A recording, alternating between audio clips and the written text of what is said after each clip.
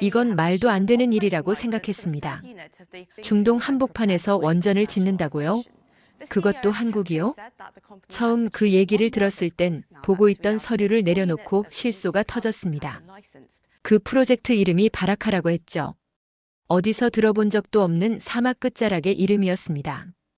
그런데 그 낯선 이름보다 내 눈을 사로잡았던 건 그 원전 프로젝트의 시공 주체가 한국이라고 적힌 문장이었습니다. 정확히 말해 한국전력공사 컨소시엄. 대한민국? 그 나라가 프랑스, 일본, 미국 같은 전통의 원전 강국을 제치고 수주를 따냈다니 이해가 되지 않았습니다. 제 이름은 마크 스티븐슨입니다. MIT에서 핵공학을 전공했고 미국 텍사스 출신의 원자력 기술 감시관입니다. 국제원자력기구 IAEA 소속으로 세계 각국의 원전 프로젝트를 감독하고 품질과 안전을 검토하는 역할을 맡고 있습니다. 지난 25년간 수많은 원전을 봐왔고 그중 절반은 공정 문제나 기술적 한계로 중도에 좌초되기도 했습니다. 저는 원전이라는 산업이 얼마나 민감하고 복합적인지를 누구보다 잘 알고 있었습니다. 그래서 바로 이 프로젝트 바라카의 이름이 제 책상 위에 올라왔을 때도 단지 또 하나의 도전 실패 사례가 될 거라 생각했어요. 그해 여름 2012년. 저는 처음으로 바라카 원전 부지에 발을 들였습니다. 아부다비 시내에서 차로 3시간가량 달려 도착한 그곳은 그야말로 황량한 사막이었습니다. 기온은 섭씨 49도에 육박했고 이글거리는 열기 속에 시야마저 아지랑이로 흐려졌습니다. 건설 예정 부지에는 막 토목 작업이 시작된 상태였고 굴착기와 덤프트럭이 이따금씩 모래먼지를 일으키며 오갔습니다. 그때만 해도 저는 이렇게 생각했죠. 여기서 원전을 짓겠다니 아무리 봐도 무모하군. 저는 국제감시관으로서 프로젝트의 시작부터 끝까지 전체 과정을 상주하며 모니터링해야 하는 입장이었습니다. ENEC, 즉 아랍에미리트의 원자력 공사 측에서 제게 요구한 건 단순한 기술 감시는 아니었습니다. 이 프로젝트의 성패를 결정지을 수 있는 평가 권한까지 맡긴 셈이었고 따라서 저는 일종의 외부 심판자 같은 위치에 놓여 있었어요.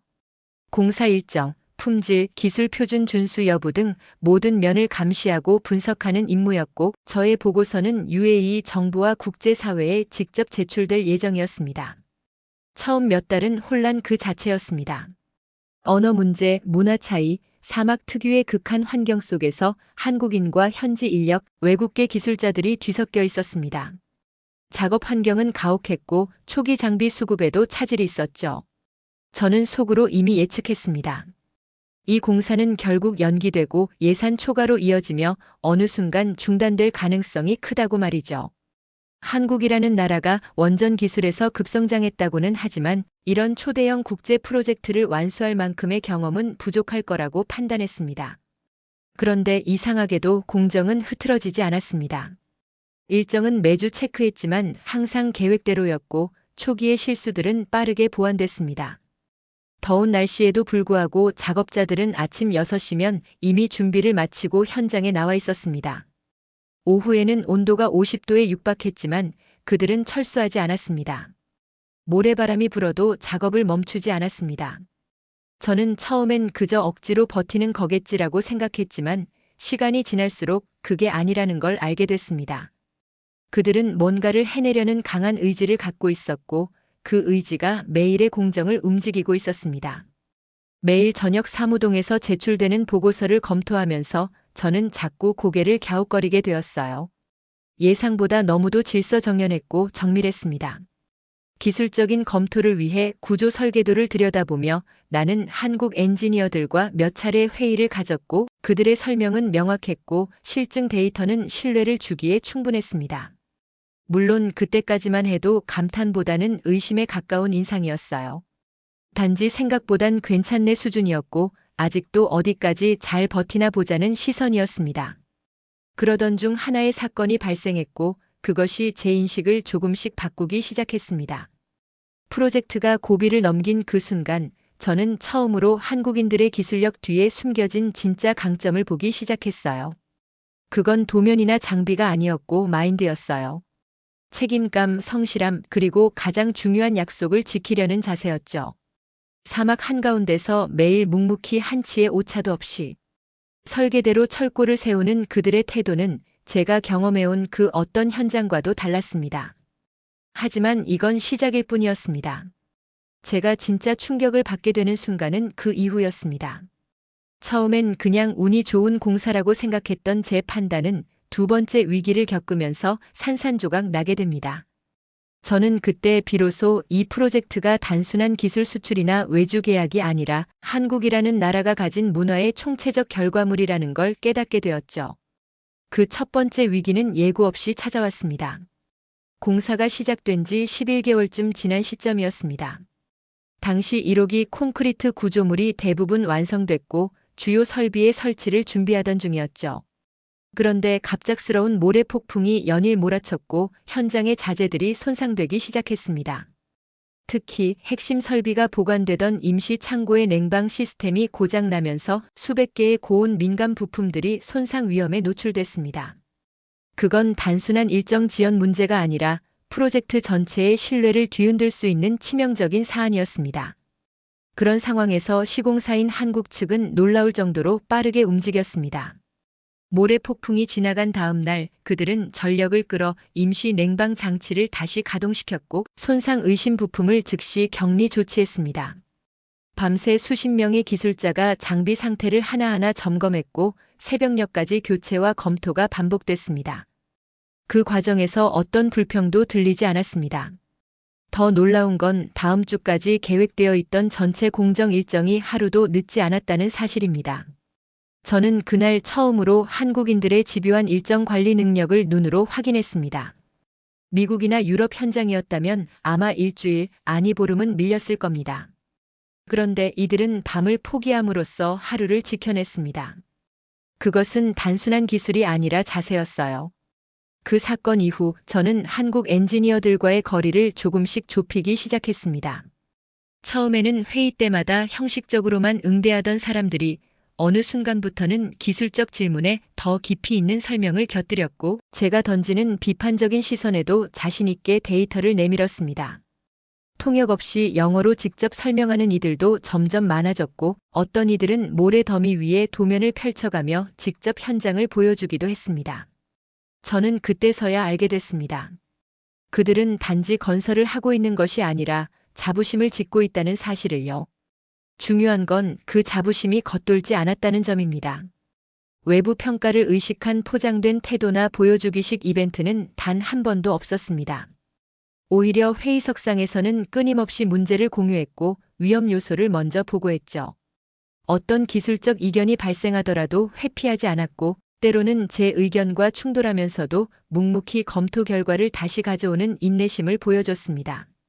그들의 말투, 손짓, 몸짓 하나까지도 철저하게 현장을 반영하고 있었고 저는 점점 감시관이라는 역할이 아니라 관찰자로 더 나아가 관객처럼 그들을 바라보고 있었어요.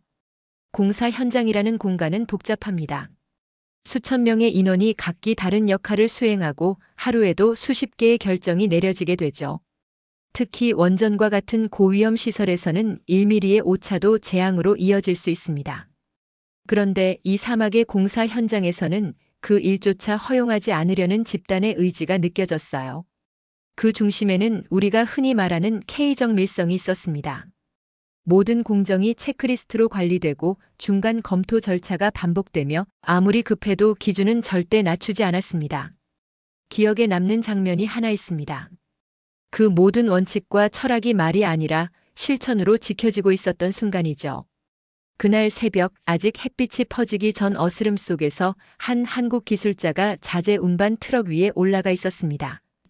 땀으로 젖은 작업복에 헬멧을 눌러 쓴 그는 손전등 불빛의 의지의 금속 패널 사이를 하나하나 눌러보며 무게의 쏠림을 체크하고 있었어요. 저는 무심코 지나치려다 발걸음을 멈췄습니다. 잠시 후 그는 트럭 앞쪽으로 이동해 쌓여있는 자재 2개를 조심스럽게 들어 옆으로 옮겼습니다. 그러고는 트럭 벽면을 두드려 진동 반응을 확인한 뒤 다시 몇 개의 패널을 재배치하더군요. 금속이 한쪽으로 너무 쏠려 있어서 운반 중 충격이 가해지면 안쪽 부품이 틀어질 수 있다고 말했죠. 그가 조용히 덧붙인 말은 이랬습니다. 이건 조립 전 단계지만 여기서부터 품질이 시작된다고 생각해서요. 저는 그 순간 강하게 느꼈습니다. 이 사람은 단지 자재를 확인한 게 아니라 이 현장의 완성도를 눈으로, 손으로, 책임으로 지키고 있었던 거라고요. 2015년 무렵부터는 1호기의 주요 구조물이 거의 완성 단계에 접어들었고 시운전 준비에 들어갔습니다. 그동안 나는 수백 건의 점검 보고서를 제출했고 그 대부분은 기대 이상이라는 평가로 정리됐어요. 상부에서는 왜 그렇게까지 긍정적인 평가가 반복되느냐는 질문도 있었지만 제 답변은 늘 같았습니다. 현장이 그렇게 움직이고 있으니까요. 중동 사막 한복판에서 한국이라는 나라가 만든 질서와 정확함은 제 예상을 계속해서 뛰어넘고 있었습니다. 그리고 그건 단지 기술만의 이야기가 아니었습니다. 그들은 밤낮 없이 일했고 서로를 의지하며 움직였고 실패를 두려워하지 않았습니다. 그 모든 것들이 얽혀있는 이 공사 현장은 어느 순간부터 제게 단순한 관찰 대상이 아니라 존경의 대상이 되기 시작했어요. 그러나 제 판단이 진짜 바뀌게 되는 건 아직 아닙니다. 한 번의 감탄은 감정일 뿐 확신은 아니거든요. 그 확신은 두 번째 위기 속에서 탄생합니다. 한국이 정말로 세계 최고 수준의 원전을 건설할 수 있는가, 그것을 증명할 순간이 다가오고 있었죠. 2018년 3월 1호기 건설이 마침내 완료되었습니다. 처음 사막 한복판의 황무지에서 삽을 들던 그날이 떠올랐습니다. 무더위 속에 먼지를 뒤집어 쓰고 묵묵히 구조물을 올리던 한국 기술자들의 모습이 그때 그 자리가 이제는 거대한 원자로 건물로 우뚝 솟아 있었습니다. 한때는 그저 모래와 흙밖에 없던 공간이 지금은 어마어마한 높이의 원자로 건물로 변해 있었어요. 과거의 풍경과 지금의 광경이 눈앞에서 겹쳐지는 느낌이었습니다. 이 건물 하나의 열정과 끈기와 철학이 고스란히 차곡차곡 쌓여 있었던 셈이었습니다. 그때부터는 시운전 절차가 시작됐고 장비의 미세한 오차까지 확인하는 테스트가 반복되었습니다. 그 과정은 단순한 운전 훈련이 아니라 수년간의 노력이 실제로 작동하는지를 증명하는 시간이었죠. 그와 동시에 UAE 측 인력을 대상으로 한 교육도 본격화되었습니다. 단순히 장비 조작법만 가르치는 것이 아니었습니다. 한국 기술자들은 자신의 업무를 UAE 현지 직원에게 그대로 이양하듯이 전수하고 있었고, 교재에는 설비의 구조뿐 아니라 사고 시 행동 절차까지 포함되어 있었습니다. 한 번은 훈련장에서 2명의 젊은 아랍 청년이 제어실에서 모의 사고 대응을 연습하는 모습을 지켜본 적이 있었습니다. 긴장된 표정으로 시나리오를 따라가던 그들에게 한국 교육 담당자는 마지막에 이렇게 말했어요. 매뉴얼을 따르는 것도 중요하지만 사고를 두려워하지 말고 책임을 지는 태도가 더 중요합니다. 그 순간 저는 이 프로젝트가 단순한 기술 수출이 아닌 신념의 이식이라는 걸 다시 느꼈어요. 2020년 8월 저는 바라카 1호기 앞에 서 있었습니다. 이곳이 중동 최초의 상업용 원자력 발전소로 공식 가동을 시작하는 날이었죠. 굴뚝에서 연기가 나는 것도 아니고 터빈이 요란한 소리를 내는 것도 아니었지만 저는 그날이야말로 이 사막에서 가장 큰 소리가 울린 날이라고 느꼈습니다. 통제실 안은 놀랍도록 조용했지만 그 조용함은 긴장과 성취가 맞물린 침묵이었어요. 모든 장비는 평소처럼 돌아가고 있었고 벽면에는 가동 시작 시간과 출력 수치가 점점 올라가는 그래프가 실시간으로 반영되고 있었습니다. 무려 이 지역 전력 수요의 6% 이상을 감당할 수 있는 전력이 이곳에서 흘러나가기 시작했고, 이는 중동 에너지 패러다임의 시작점이 되었습니다. 그러나 이 모든 과정이 완벽하게 진행된 건 아니었습니다. 그 직전 하나의 중대한 문제가 저를 다시 현실로 끌어당겼습니다. 바로 연료봉 삽입을 앞두고 진행된 냉각 개통 점검에서 작은 이상 신호가 포착됐습니다. 값으로 보면 오차 범위 내였지만 연료봉과 연계된 설비에서는 허용할 수 없는 수치였습니다. 이 수치 하나로 전체 시운전 일정이 뒤엎일 수도 있었고 신뢰가 무너질 수도 있었어요. 제 머릿속에는 단순한 기술적 문제를 넘어 정치적 파장까지 떠올랐습니다. 국제사회가 지켜보는 상황에서 한국 기술력에 대한 신뢰가 흔들리면 이건 단순한 일정 지연이 아니라 국경 문제로 번질 수도 있었기 때문이죠. 심지어 제 손에 든 펜이 회의실 탁자 위에서 땀으로 미끄러질 정도로 긴장을 느꼈습니다. 제 직무가 기술 감시인 동시에 국제 신뢰의 경계에 서 있다는 사실을 절실히 체감했어요. 현장은 조용했습니다. 그러나 긴장감은 공기처럼 퍼져 있었죠. 한국 측 책임자는 그날 새벽 기술팀과 함께 수백 개의 데이터를 다시 들여다보며 원인을 추적했고 단 한 줄의 오류도 없이 보고서를 정리해냈습니다. 그들은 소음 진동 해석 프로그램을 직접 다시 돌렸고 시뮬레이션 결과를 근거로 문제 지점을 특정해 정밀 조정에 들어갔습니다. 외부에서는 단순한 기술 보완처럼 보였지만 그 속엔 오랜 시간 축적된 신뢰 자본이 깃들어 있었습니다. 제 시선은 그들의 눈빛에 닿아 있었고 거기엔 두려움이 아니라 확신이 있었어요. 그 사건은 사흘 만에 해결됐습니다. 문제의 원인은 예상치 못한 환경 변화에 따른 미세한 압력 분포의 차이였고 설계상 충분히 대응 가능한 범주였습니다. 수정은 정밀했고 조치 후 테스트 결과는 안정 범위 내에서 수렴됐습니다. 그날 저는 처음으로 보고서에 완벽한 대응이라는 표현을 사용했어요. 아마도 제 커리어에서 그 문장을 쓴 건 그날이 처음이었을 겁니다. 이후 바라카 프로젝트는 안정적으로 이어졌습니다. 2021년 3월에는 2호기가 가동을 시작했고 2022년 6월엔 3호기 연료 장전이 완료되었습니다. 이어 2023년 2월 3호기가 상업 운전을 개시했을 때 저는 더 이상 놀라지 않았습니다. 이제는 한국에 대한 확신이 자리 잡고 있었기 때문입니다. 그들이 해낼 것이라는 믿음, 그것이 제 보고서보다 앞서는 감정이 되었어요. 모래바람 속에 가려졌던 진짜 한국의 모습은 고요한 태도와 확실한 결과 속에서 나타났습니다. 그들은 세계가 의심할 때 증명했고 무너질 듯한 순간에도 흔들리지 않았습니다. 감시관으로서 저는 그 모습을 가장 가까이에서 보았고 이제는 누구보다도 자신 있게 말할 수 있게 되었습니다. 이 프로젝트는 단순한 시공이 아니라 국가 간 신뢰의 공학이었습니다. 그리고 그 중심에는 한국이 있었습니다. 그 프로젝트가 정말 끝났다고 느낀 건 그해 9월의 아침이었어요. 2024년 9월 4호기의 상업운전이 공식적으로 시작된 날, 저는 마지막 점검 보고서를 정리하고 있었습니다. 그날은 어떤 기념식보다 조용했습니다. 떠들썩한 현수막도 축포도 없었지만 제 가슴은 그 어느 때보다도 벅차올랐습니다. 이 사막에서 12년이라는 시간이 흘렀고 그 시간 속에서 하나의 원전이 아닌 4개의 거대한 에너지 심장이 완성되었습니다. 총 발전 용량 5.6기가와트. 이제 이 바라카 원자력 발전소는 UAE 전체 전력 수요의 약 25%를 담당할 수 있게 되었습니다. 더 이상 이곳은 불가능의 땅이 아니었습니다. 현실을 바꾼 가능성의 상징이 되었고 그 기저에는 한국이라는 이름이 자리하고 있었죠. 처음 이곳에 왔을 때가 떠올랐습니다. 이 사막에 무슨 원전이냐며 비웃었던 나 자신.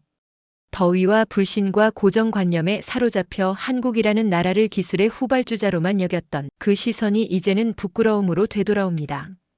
이 프로젝트는 단순한 건설이 아니었습니다. 한국이 세계를 향해 내민 손이었고 그것은 자부심이 아니라 헌신과 책임으로 이루어진 손이었어요. 수많은 위기 속에서도 그들은 흔들리지 않았고 남 탓도 하지 않았으며 조용히 문제를 해결했습니다. 그 모습은 어느새 제 안에 새로운 기준을 세웠습니다. 기술이라는 건 결국 사람이 만드는 것이라는 진리를 깨닫게 했습니다. UAE 사람들의 인식도 달라졌습니다. 처음에는 낯설어하던 현지 기술자들이 이제는 한국 엔지니어들과 나란히 어깨를 맞대고 일하고 있었고 주변 도로와 마을에도 변화가 생겼습니다. 전기 공급이 안정되자 병원과 학교, 행정기관의 운영 효율이 올라갔고 바라카 주변의 생활권 자체가 살아나기 시작했습니다. 그 모든 변화가 한순간에 일어난 것은 아니지만 뿌리 깊게 자리를 잡아가고 있었습니다. 단순한 전기가 아니라 미래를 바꾸는 기반이 만들어진 것입니다. 완공식은 예상보다 조용하게 시작되었습니다. 사막의 아침은 늘 그렇듯 무심했고 원자로 건물 앞엔 소박한 기념비 하나가 세워져 있었어요. 그런데 행사가 막 시작되려던 순간 먼지바람을 가르며 검은 차량 행렬이 천천히 다가오는 것이 보였습니다. 보안 요원들이 정리하는 가운데 그가 내렸습니다. 단정한 칸도라를 입은 채 침착하게 걸어온 인물, 바로 만수르 빈 자이드 알 나흐얀 UAE 부총리였습니다. 만수르가 이곳까지 직접 올 줄은 몰랐습니다. 사전 일정에도 없던 이름이었기에 모두가 놀라움에 숨을 멈췄습니다. 그는 먼저 바라카 전경을 둘러봤습니다. 사막 위에 정렬된 4개의 경납 건물을 바라보며 잠시 말을 멈추고 고개를 끄덕였습니다.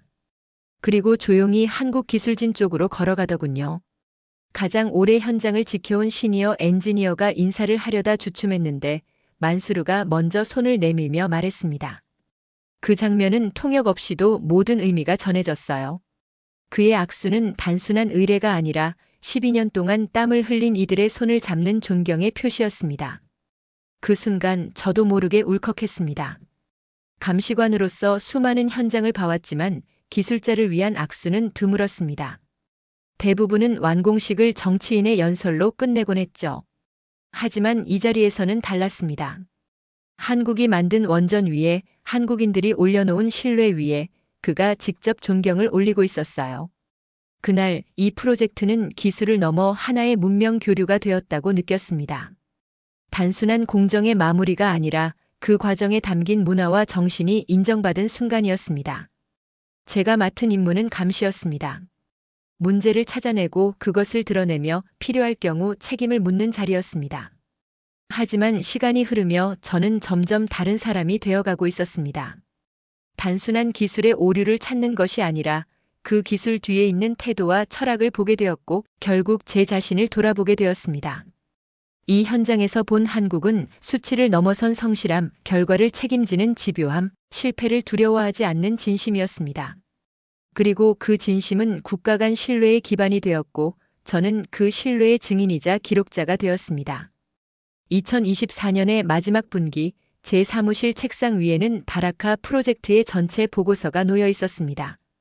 첫 페이지엔 1호기의 건설 착공일, 마지막 페이지엔 4호기 상업운전 개시일이 적혀 있었죠. 그리고 그 사이엔 수천 건의 기술 보고서와 점검 기록, 문제 해결 이력, 설비 교체 내역, 인력 교육 과정이 정리되어 있었습니다. 그러나 저는 그 어떤 기술 문서보다 한국 기술자들의 눈빛을 더 또렷이 기억하고 있었습니다. 그 눈빛 속에는 완벽을 위한 고집이 있었고 신뢰를 위한 인내가 있었습니다. 그것이 이 프로젝트의 진짜 성과였습니다. 이제 저는 IAEA로 돌아갈 준비를 하고 있습니다. 떠나기 전 한 번 더 바라카 전경을 내려다보았어요. 4개의 원자로 건물은 사막 위에 질서 있게 늘어서 있었고 하늘은 맑고 바람은 조용했습니다. 처음 이곳에 왔을 때 보았던 황량한 대지와는 전혀 다른 풍경이었어요. 그 변화의 한가운데에 제가 있었다는 사실이 믿기지 않을 정도로 이 모든 것은 너무도 거대하고 깊은 울림을 남겼습니다. 이제 나는 한국을 단순한 산업국가로 보지 않습니다. 그들은 기술을 통해 세계에 말을 거는 법을 알고 있고 신뢰를 구축하는 방법도 알고 있습니다. 그리고 무엇보다 그들은 그 약속을 지키는 법을 알고 있습니다. 돌아가는 비행기 안에서 저는 마지막으로 제 기록 노트를 꺼냈습니다. 마지막 페이지에 한 줄을 남겼습니다. 나는 한국을 의심하며 이곳에 왔지만 이제는 한국을 말할 수 있는 사람이 되었다. 감시관으로 시작된 이 긴 여정은 이제 한 명의 증언자가 되어 끝을 맺었습니다. 나는 이 프로젝트를 통해 한국을 배웠고 스스로를 돌아보게 되었어요. 그리고 언젠가 또 다른 누군가가 한국을 물어온다면 저는 말할 것입니다. 그들은 해낼 수 있다고. 해낸 적이 있으니까. 이 사막의 한가운데에서 나는 그렇게 한국을 만나게 되었습니다. 오늘 이야기는 여기까지입니다. 중동 사막 한복판 상상조차 어려웠던 원전 건설의 현장에서 우리는 한국이라는 나라가 어떻게 기술로 신뢰를 쌓아왔는지를 확인할 수 있었습니다. 그 한가운데엔 땀 흘리며 약속을 지킨 사람들이 있었고 그들이 이룬 결과는 그저 건물이 아닌 신뢰의 구조물이었습니다. 그들의 손끝에서 시작된 기술은 수천 킬로미터 떨어진 사막에서 단순한 전력을 넘어 한 나라의 미래를 밝혔습니다. 그리고 그 모든 과정을 지켜본 우리는 더 이상 기술 수출이라는 말로는 이 이야기를 설명할 수 없게 되었죠. 이건 곧 한국이 세계와 맺은 새로운 약속이자 믿음을 짓는 방식이었던 겁니다. 다음 이야기에서도 또 다른 한국의 도전과 그 속에 담긴 사람들의 진심을 전해드리겠습니다. 구독과 좋아요, 알람 설정까지 부탁드리면서 오늘 이야기 마치겠습니다. 시청해주셔서 감사합니다.